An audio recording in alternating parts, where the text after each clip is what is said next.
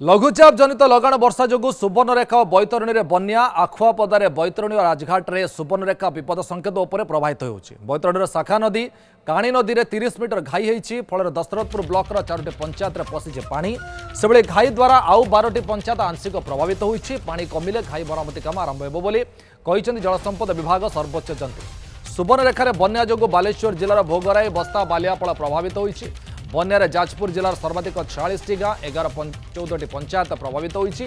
जाजपुर लोक स्थानांतर घर को फेरवा जाए आश्रयस्थल रोषे खाद्य और सुखला खाद्य जोगाई दिया समस्त सेवा जोगाइबा जिलापाल निर्देश दी जाएगी।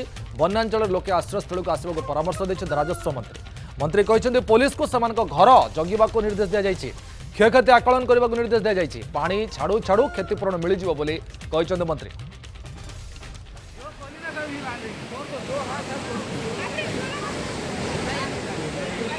बन्या स्थिति उपरे कहया गले वर्तमान आखुआपदारे आमर जोटा बैतरणी रिवर एवं सुवर्णरेखा राजघाट ठारे एटा विपद संकेतर उपरे अछि। बैतरणीर आखुआपदारे आमर डेंजर लेवल 18.33 वर्तमान अछि तार 18.96 10टा बेले एवं सेटा 0.63 मीटर उपरे पाखापाखि 2 फुट उपरे आमर सुवर्णरेखा राजघाट ठारे वर्तमान 10टा बेले 10.72 मीटर अच्छी ये आमर विपद संकेत अच्छी 10.36 मीटर वर्तमान भी 0.36 मीटर उपरे रही।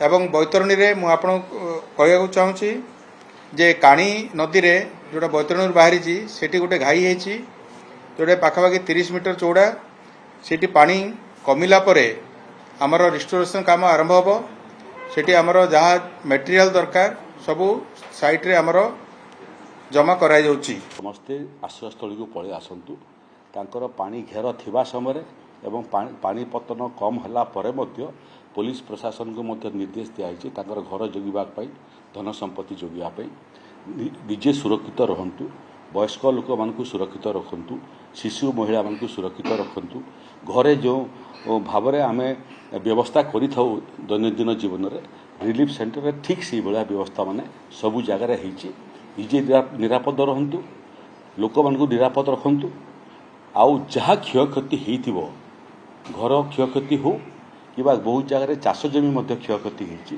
तार सफल आकलन करी इनपुट सब्सिडी क्षतिपूरण राशि पानी पछकू घुंचिक गाँ सुखिला हला परे समस्त पाखक क्षतिपूरण राशि पहुँची।